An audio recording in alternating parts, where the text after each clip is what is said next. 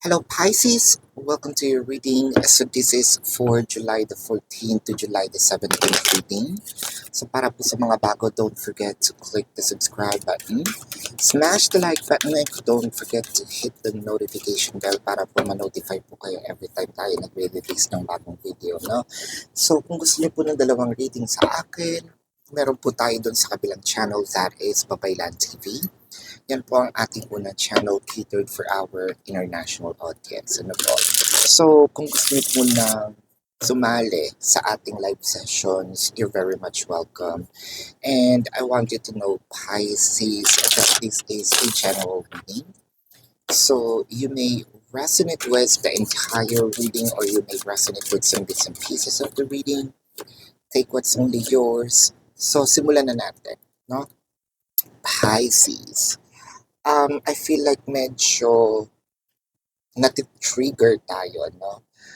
Parang this person is pushing us to our limits, no? Parang sinasabi, parang ang gusto mo yatang sabihin is, sinusubukan mo ba ako, no? I feel like meron ditong nagtitimpi ka, no? Kung hindi ka lang blessed sa buhay, no? Malamang either napatulan mo na to, no? Pero it felt like to me, gusto mo rin sa kanyang ipaalam, no? Na I'm not always that understanding. I'm not always that person that you can probably walk on with your dirty feet, ano? Um, Kasi ang gusto mo dito sabihin is, I'm not always an angel. And besides, I believe that Pisces and Gemini, you know, they both have kind of the goods, the bads. You know, Pisces has two um, fishes, right? Symbolizes two fishes, kind of going, it could be in a loop, in a travel, a circle, right? Um, I think that you, same as Gemini, um, but I feel like this energy is trying to push you to your limit, no? Parang also provoke you to do things that you don't usually do.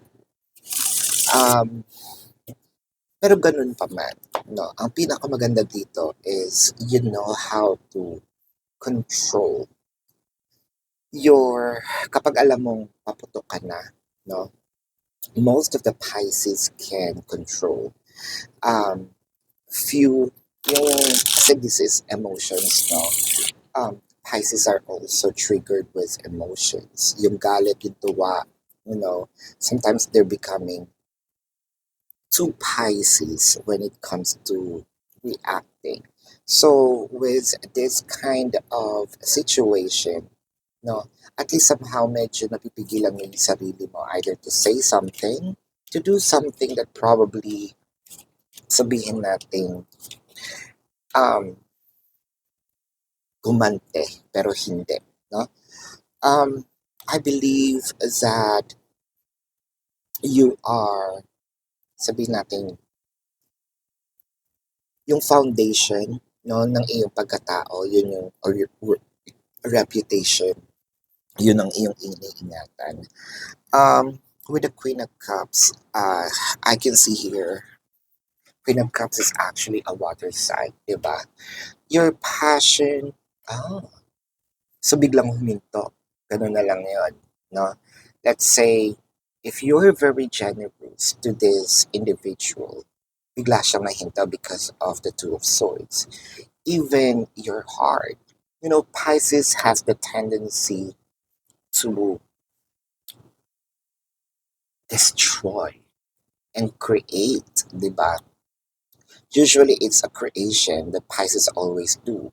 Pero if it requires for me to diminish, vanish, no, remove, destroy, no, powderized itong connection, huwag mo akong susubukan, di ba? It kind of make me feel like eto na nga yung pinush ka sa limit, Nagulat na yun si person. The reason being is because biglang nawala yung enthusiasm mo, no, when it comes to the connection. Um, kasi parang sinusubukan ka talaga nitong taong to, no, hanggang saan ba ang depth ni Pisces, hanggang saan ba yung kanyang limitations when it comes to um, yung pagbibigyan ako. Natapos na, no? I am zen. And so fuck off, no? Parang nakita dito ni person na, ah, meron din palang tinatagong kasamaan, no? O kademonyohan si Pisces. Kasi I feel like, a certain percentage, let's say 20-30%, you were pushed to your kademonyohan. Talagang, I believe na nawindang si person, no? You actually gave your person a dose of their own medicine. And the, kumbaga, the downside of it, kasi when Pisces um, provide or give, a passion, 100%, no? I can definitely give you what you want. So does kapag doon mo ko pinafocus, no, 100% din ako magiging walang hiya sa'yo, di ba? And Pisces is not usually bored, no, aggressive. I think that this was provoked, created, made. So, ang innate behavior ni Pisces is dreamy, loving, no? Pero wag mong bubuksan or itatap ang other side nila, baka hindi mo kakayanin, no? With the Justice and the Hermit card. And I think that this is the time wherein you told yourself na, ay, kailangan ko rin, no? Kailangan ko rin tumayo, no, sa sarili kong paa or ipaglaban nitong sarili ko, i-voice out, no? Um, kahit ganun pa man, no? Actually, yung mga natitikman ni person is parang ano pa lang yan, pahapyaw, no?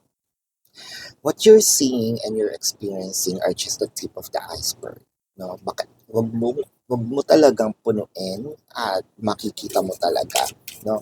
Kung hindi mo pa nakikita um, kung hindi ka pa nakakita ng demonyo, baka eto na yon, no? Sabihin mo, ay, wala pala, no? Wala pala sa impyerno, nandito pala siya.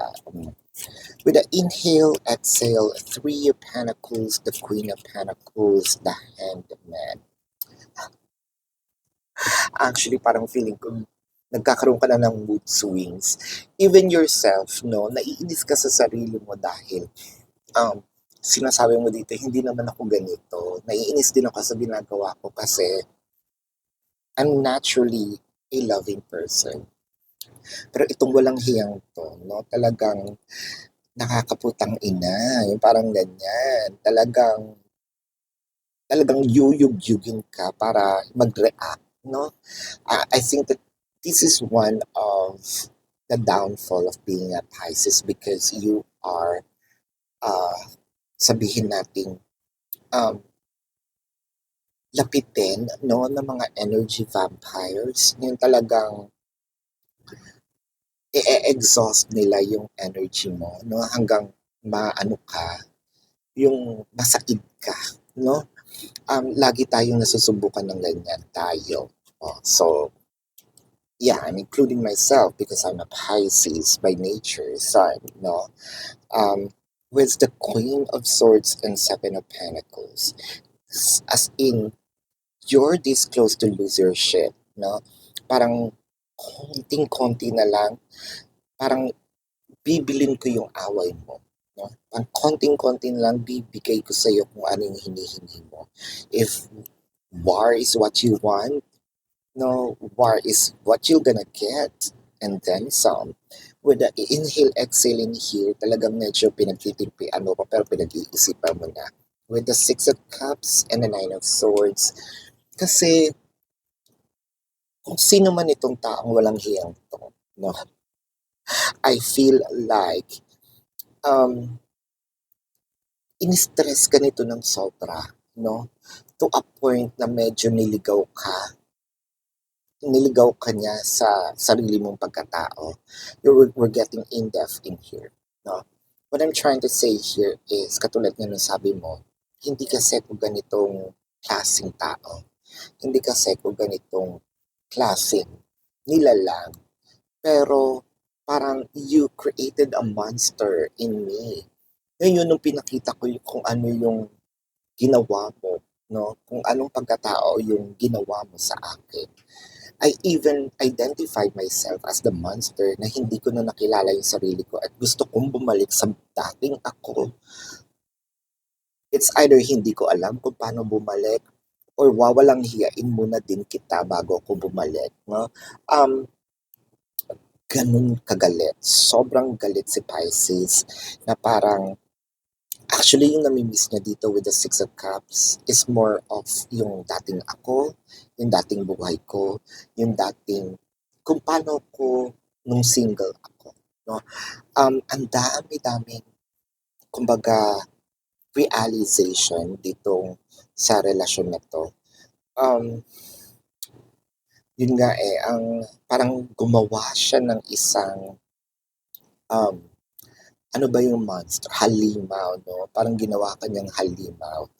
Tapos nung inugali mo yung ugali niya, ayun nga ang sabi, umiiyak siya.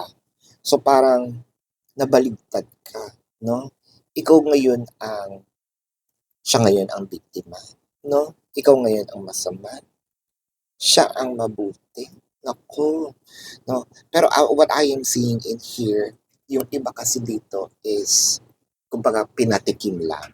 This is what you want, this is what you're gonna get, and then leave it all behind, no? I don't call it quits, Nax. Ibang Pisces ito, no? Ito yung mga Pisces na talagang nasagad. Kasi usually Pisces is going to just leave it there, no? Pero this time, hindi, no? Ipapakita ko sa'yo kung gaano ko kawalang hiya. Ayan. O, edi, natikman mo, no? So, let's see here kung nawindang nga ba sa si person or baka ito pa rin yung meron pa rin konting loving Pisces na natitira. Ano, our love will never cease to exist. And I wish you were next to me. You know, I think that this is what you are telling yourself. Especially, I wish you were next to me. It could be, yung sa person mo, sana makabalik din tayo sa dati, no? Sana maibalik natin yung mga bagay, no? Pero whatever it is said and done, madali naman magpatawad si Pisces, no? Papatikimin ka lang yan. Madaling magpatawad, pero mahirap makalimot. That's different. Different, actually. Difference. There's a difference between makalimot and magpatawad, no? Our love will never cease to exist, and Pisces don't even throw, no, those people na parang tinitreasure niya din. At one point in time, minahal din kita, di ba? At one point in time, naging memorable ka sa akin. And that will never change. But for a few Pisces in here, what I can see is, although that will never change, you've been a part of my life, pero leche ka hanggang dito ka lang, no? Buwisit ka hanggang dito ka lang. I think that there's already a wall for a few numbers of you. The remaining numbers or percentage, what I am seeing in here is, siguro ito na nga yung part na sinasabi niya sa sarili niya na mahal ko yung sarili ko, no? Kung babalikan man kita, ayun na. Siyempre may pagkalambot itong si Pisces. Kung babalikan man kita, hindi ko nahahayaan din na gawin mo yung mga dating ginagawa mo, no? Let's check ang zodiac sign, no? Ni person. I'm seeing Sagittarius. It could also be Kapwa Pisces, Taurus, Scorpio, Virgo, Capricorn, Leo, Cancer, Libra, Virgo, yeah, nandun siya. Yeah, so yan ang iyong reading. Pisces, gusto nyo bang sumali sa raffle ng free reading. And when I say free, it's totally free, no? Kahit donation, wala.